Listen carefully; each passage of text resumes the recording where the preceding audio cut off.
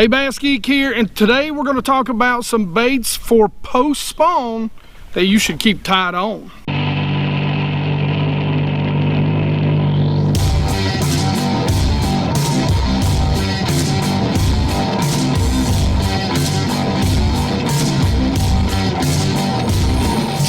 I want to talk to you about something. Guys, I may end up having to go back to just one video a week. Right now there's something going on with work. We've gone down a man, and so generally when you go down a guy at the job that I work, you leave 3 guys to pick up a 24-hour rotating shift, and you know that means we're going to be working a lot. 65 hours one week, 75 hours the next, so it's going to be extremely hard for me over the course of the next few weeks. But I promise you guys, I'll do everything I can to make sure we're at least getting the Wednesday videos out. And I know you're seeing this one on Thursday, but I will do everything I absolutely can to make sure that we're at least pumping out a video a week. But please bear with me. You know, we just hit 21,000 today. Man, that's crazy. That is beyond crazy. I'm working on some stuff. Don't want to tell you what it is. Don't want to get your hopes up, but hopefully before too long I'll be able to do something pretty cool for you guys. It looks like the rain is going to start to come down on us. So let's get into talking about the post spawn. Now guys, what I want to talk to you about when I'm referencing post spawn, I mean from the time this time of year when the bass have laid their eggs, the big females have moved off, and the males are on the bed, guarding the fry, up until they really start that mass migration back out to their deep haunts. And that's what I want to talk to you about, because that time of year can be feast, and toward the very tail end it can be famine for a lot of you guys, including myself out there. And I'm going to show you some baits that are, you know, not the standard baits, but maybe some stuff that'll help you get some bigger than average bites. So there's 2 ways to attack the post spawn. Now, like I said, from the time the big females have laid those eggs and moved off, left the males there to guard, till the time that they start the migration, the males have moved off the bed and they're no longer guarding fry. There's 2 ways to attack that first period. So the way most people attack this time of year is wacky worming. From the time that they're on the beds guarding to the time that they're guarding a fry, it's really hard to beat one of these, wacky rig. But you really have to cull through a lot of the small males when you do that. So where do those big fish go? Well, I'm going to tell you. They move out to those secondary points. They move out to those first channel swings, and those are the places you're going to find them. Now, they're not going to be active. Most of the time they're moving out there to recover, and most of the time they're going to move out to where there's abundance of bait. So a lot of times they'll move out to a point. You pull up on that point, you'll see shad flipping. But if you throw a chatterbait or a spinner bait or a rattle trap, they're just not going to chase a lot of times. So what, you know, they're recuperating, they're resting. A lot of times what they do is they just sit out there and they kind of wait for the shad to kind of forget that they're there. And I've gone across a lot of points with my depth finders, and you'll see them, they'll just be suspended out over top of this water, and they'll be kind of in that same or just below that bait fish. You'll see that bait fish on that point. Last year on Top Secret Lake S, we graphed a bunch that were setting around points with bait. That point would have bait from about 15 to 0 feet. It'd be completely up near the surface of the water. All around there, you just had these dots, these big dots, these fish that were just sitting there waiting. And when that shad kind of forgot that they were there and came back around, they wouldn't chase. They just reach out and suck one in, just grab it.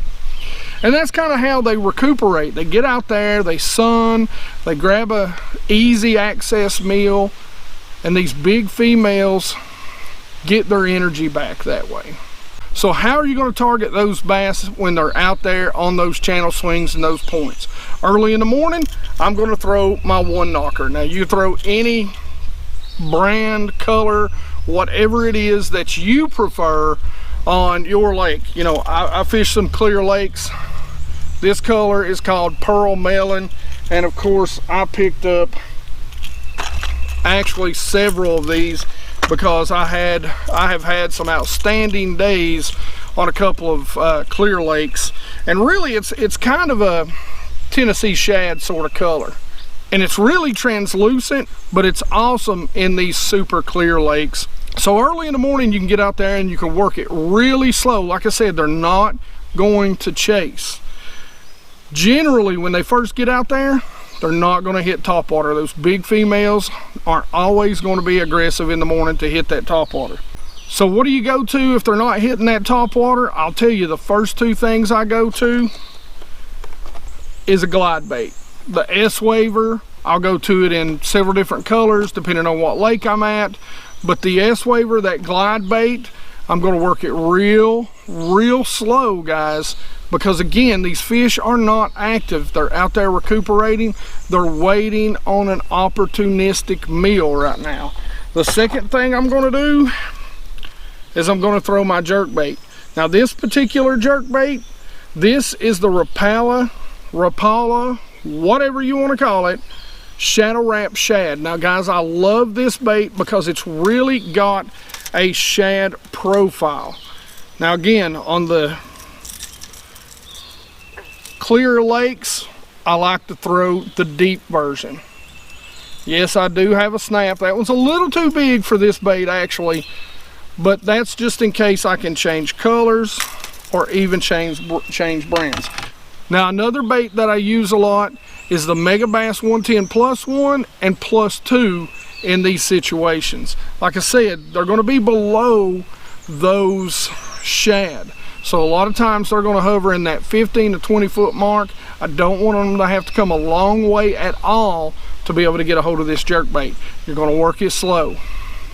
Now, we'll talk about changing that cadence up a little bit later as time goes on in the post spawn. But at first, when you find those fish out there stacked up on those points and they're suspended, you work that bait slow.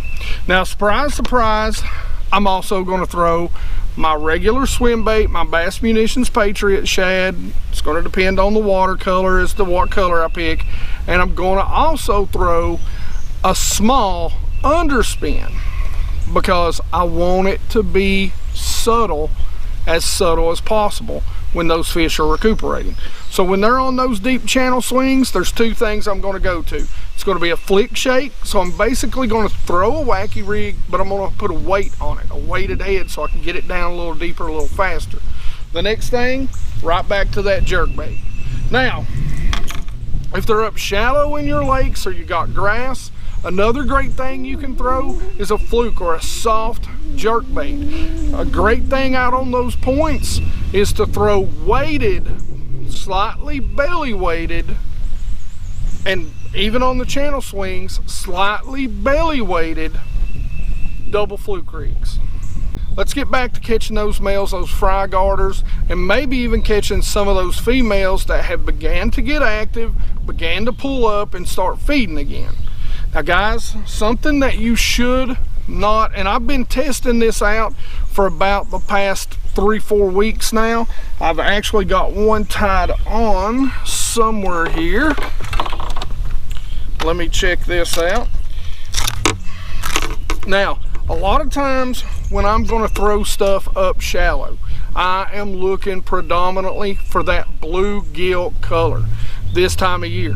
Almost, you know, I love a bluegill color in almost anything I'm throwing, from, like I said, the post spawn, the early post spawn, right when they're leaving the beds, right when the females are leaving the beds, right when they're guarding the fry, all the way up until right when the bluegill get on the bed. You know, the bass are being harassed by the bluegill while they're on the bed, and then they're harassing the bluegill right after they come off the bed. So bluegill this time of year, good bluegill colors, can really catch you some of the big bass out there. All right, this is by Storm. It's the Arashi Cover Pop. Guys, I'm super impressed with this bait. This is one of the two that I have. This is just kind of a translucent black back shad, you know, just a kind of a natural shad. And I'll tell you guys, what I like about this bait is the weight system. If you could see the weight system in the back, it really keeps this bait set. So you can walk this bait and walk this popper so easy. But you can really work this bait slowly around those fry or around those still, you know, bed guarding males. You can keep it right over their head and just annoy the crap out of them. It walks, it stays put, the tail sets down in the water. Guys, I've been really impressed with the Arashi Cover Pop so far. Like I said, it's by Storm. Go check them out. Now, there are links in the description, so go out to Tackle Freaks, follow that link. If you're going to buy this stuff, go ahead and buy it. It does help the channel. I do make a little bit off of it, but guys, I reinvest all this stuff into the channel. I'm not a full-time YouTuber. I'm not getting rich. I'm no Guggen. I don't have, you know, 32 boats, and I haven't bought a farm or anything like that. You know, I'm just out here trying to learn, show you what I learn, and catch the most fish I can possibly catch each and every time I'm out there. And that takes trial and error. And so you guys allow me to do that. But like I said, if you're going to check them out, make sure you go to Tackle Freaks, follow that link in the description. There are links in the description for everything that I use. And if you have a question, always ask. All right, guys, like I said, I've got this. Now, they were sold out of the bluegill.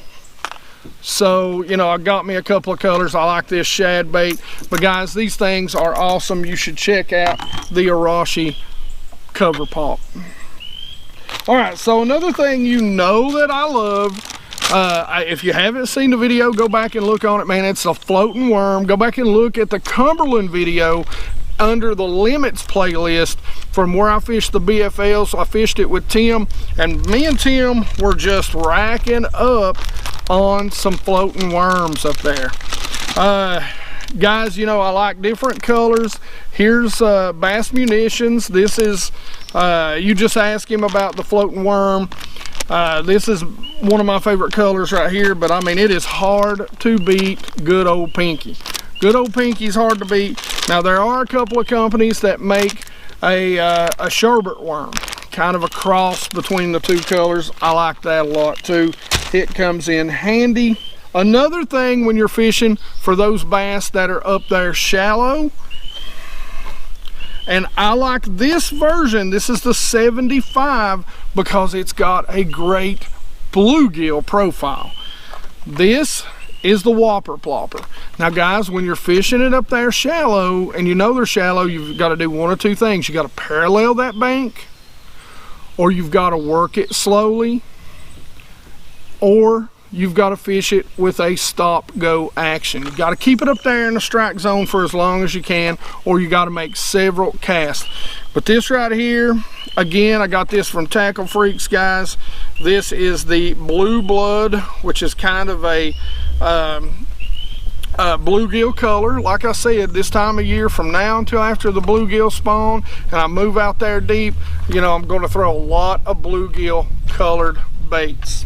So we're done guarding fry, we're done guarding the bed, we're in the second half of the post spawn. The second half of the post spawn for me is when the bass get really active. They really start to get active and start to feed.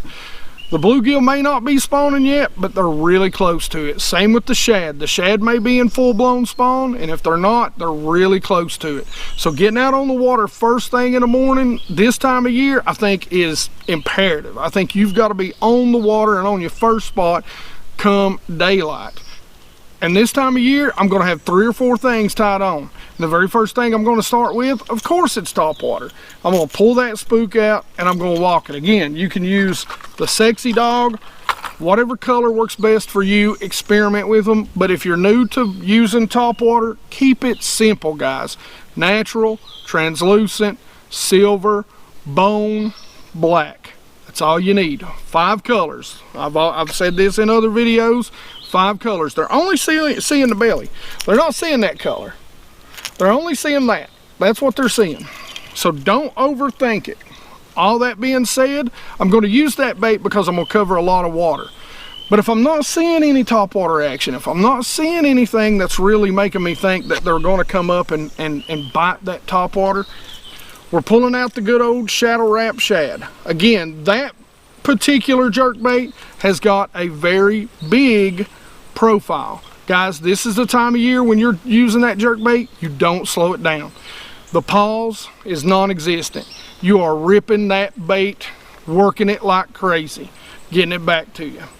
All right, so I know you noticed the background change, guys. It came a heck of a storm, soaked me, soaked a bunch of my equipment.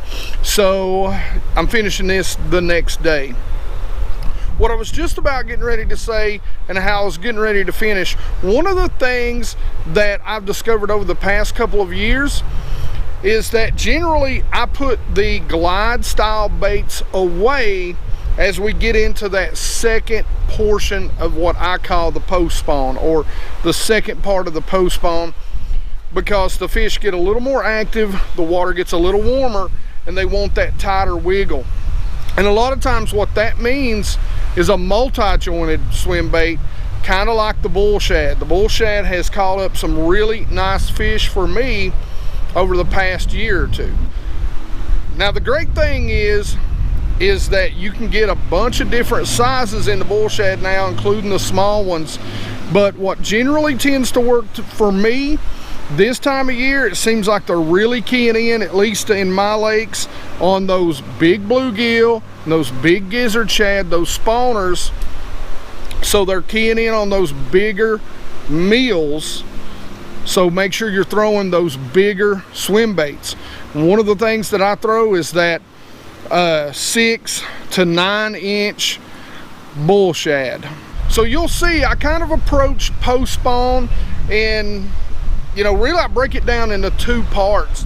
A lot of times when you hear me talking about breaking down some of the lakes that I fish a lot, there are a lot of highlands reservoirs, they're a lot of the same, so they tend to really be more about a particular bite as the season goes on. So anyway, like always, I hope this helps you out. Guys, it's just some baits that I wanted to share with you that I use, that maybe a lot of you don't think about, a lot of you don't think about using during the post spawn.